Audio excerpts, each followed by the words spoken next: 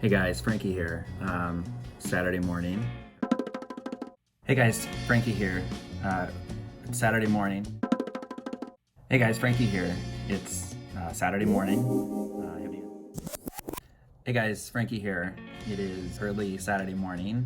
I haven't even done my hair, but I wanted to sit down really here this morning and figure out two things, I guess. So the first thing is how to record my screen, sort of figuring all this out as I go here. And the second thing is to finally follow my own advice in my book, which is to open an online-only high-interest savings account. Let's figure out both these things together this morning.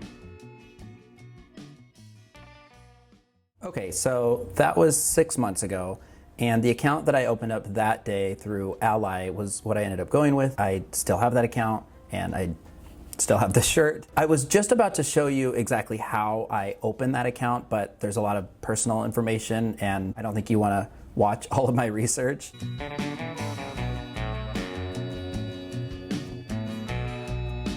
So instead, looking back on that video, one thing I realized that I didn't talk about or touch on was just sort of like what they are and some of the pros and cons. And also, if you're thinking about opening one up yourself because you've decided it makes sense, what are some of the next steps that you should take to do so? Now, first off, I want to say this is not financial advice from a financial expert. I'm just a guy who's had an account for 6 months and done a little bit of research then and a little bit of research today. Definitely do your research before opening one up if this is something you've decided to do. But let's talk about what these are. So these online-only high interest or high yield savings accounts exist online only, as you might imagine, and they're an FDIC insured alternative to your traditional big bank savings account. Some of them actually have checking accounts as well, if that's something you're looking for. And let's just say these have grown in popularity a lot in the last couple of years. In fact, there's not just dozens of these, there's probably hundreds of these now online. Some of the big banks are actually even getting involved right now, as well as some of the well-known robo-advisors like Betterment and Wealthfront. Something to keep in mind is with these online savings accounts, they're still impacted by the maximum of 6 withdrawals from that account in any given month without incurring fees. This is a law, I think.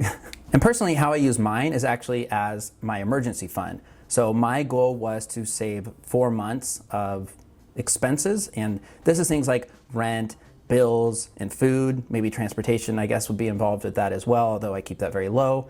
This doesn't include things like subscriptions or shopping or whatever. This is the stuff that are your bare minimum essentials to live. So a lot of people recommend 3 to 6 months.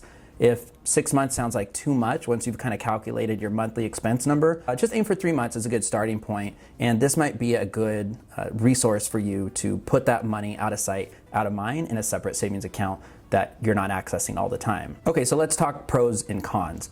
Now, I got to start with the biggest pro of all here, which is the high interest portion of this. So you're going to find them anywhere from 1.5% on up to 2, maybe even 2.5%.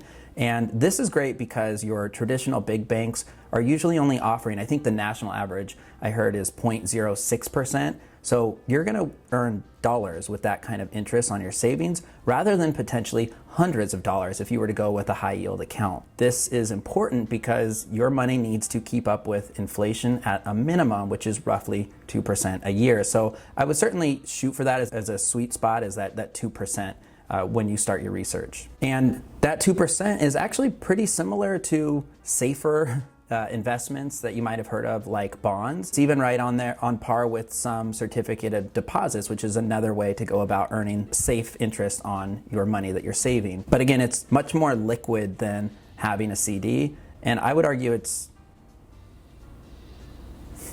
biggest benefit for me, like I said at the beginning here, is that it's out of sight, out of mind money. So once I hit my goal, I was able to just sort of set it and forget it. Now I'm considering opening a second savings account for something that's goal related, like a vacation or a big purchase to invest in myself kind of thing. And again, and I gotta stress this point, the nice pro here is that I did say it's FDIC insured, so there's no risk of losing your money somehow. But make sure, like at a bare minimum when you're doing your research, that if you decide to open an account, that savings account online is FDIC insured. This is critical, but most of them out there definitely are. Okay, so another pro is the low fees. So most of them don't have any kind of fees. Now, For me, the con list is actually interesting because some people might see some of these cons as pros. So I'll walk you through what I mean by this. One example is that there are a ton of options. Now, I listed this under cons because I know that researching can take some time and you might need to be persistent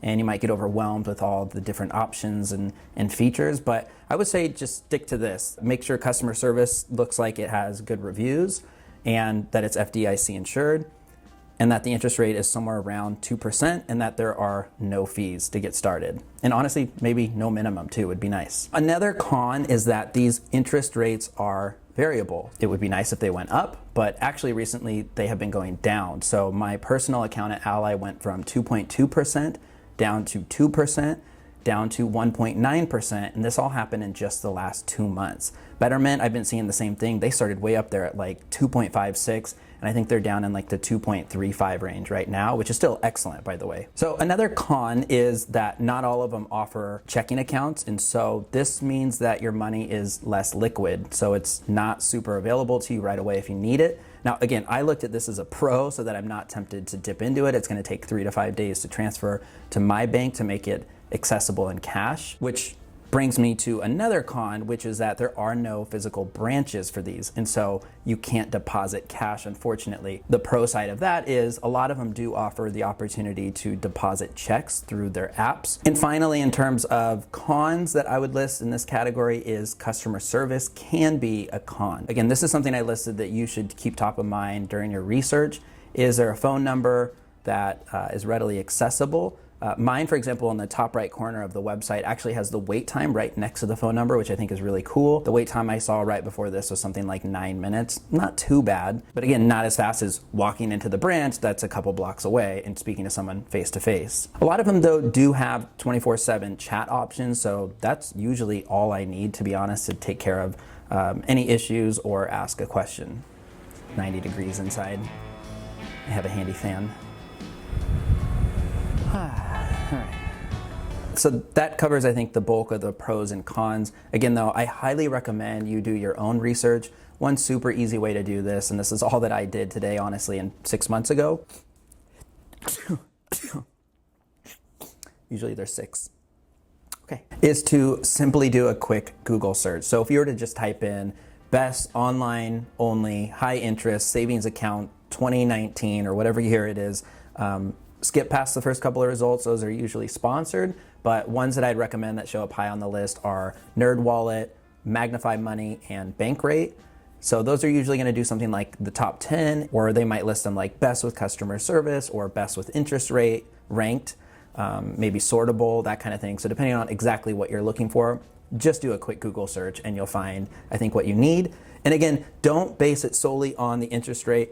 These will fluctuate, and if you want to change your mind later, you certainly can, and jump ship and move your money to a different online account. This isn't something I dealt with, even with it dropping to 1.9 because of just the hassle, and I'm perfectly happy with what I have, and I can just kind of set it and forget it, and at least that money is growing right around 2%, which is what I want. This is something I actually recommend you not overthink too much. Like I said, there's a ton of options. It's easy to get overwhelmed, but if you're convinced that this is something you want to do for a savings goal that you have, just get started. It literally takes something like 5 or 6 minutes to set this thing up. I think the only delay in the setup was waiting a couple of days for that initial deposit to hit my main account, where you have to like type in the 2 small change numbers to verify, whatever. Just make sure you remember which of your accounts you link to it. So I had my savings account only linked to it, and I accidentally overdrew, incurred a $25 fee recently at my local credit union. I just called them, they waived that fee, no big deal. But I would recommend you set up both your checking and savings. That way it forces you to think about which one in the drop down every time you transfer money. Another quick pro tip I can give you is that you can transfer part of your paycheck directly into this account. This is something I'm considering setting up actually, so that I can automate my way to my next goal when I decide what that's gonna be. Do your research. They're very, very popular. There's a lot of options out there, but I really hope that this has been useful for you and it's something you're excited to do. So that's really it, guys. I just wanted to talk about online accounts, sort of what they are, some of the pros and cons, a good way to do research, and some things to be thinking about if you're considering opening one. If you did get some value out of this, be sure to drop a like, drop a comment below. I'd love to hear from you around your thoughts on this topic. any that you super recommend or any you recommend we stay away from. And other than that, as always, I will talk to you soon. Thanks, guys.